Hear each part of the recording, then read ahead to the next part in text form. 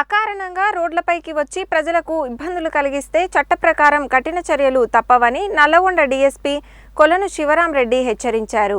SP Sarathchandra Pawar ఆదేశాల మేరకు సోమవారం రాత్రి నల్లగొండ పట్టణంలో 1 టౌన్, 2 టౌన్ రూరల్ పోలీస్ స్టేషన్ల పరిధిలో సీఐలు, ఎస్ఐలు సిబ్బందితో కలిసి ఆపరేషన్ చబుత్రా నిర్వహించారు. అర్ధరాత్రి నల్లగొండ పట్టణంలో నల్లగొండ డీఎస్పీ కె శివరాంరెడ్డి పర్యవేక్షణలో వరుసగా రెండవ రోజు 1 టౌన్, 2 టౌన్ మరియు రూరల్ పోలీస్ స్టేషన్ పరిధిలో 2 సీఐలు, 15 మంది ఎస్ఐలు, 98 మంది కానిస్టేబుల్స్ మొత్తం 13 చెకింగ్ బృందాలుగా 10 పెట్రోలింగ్ పార్టీలుగా నల్లగొండ పట్టణాన్ని అష్టదిగ్బంధం చేసి నల్లగొండ పట్టణాన్ని జల్లెడపట్టారు.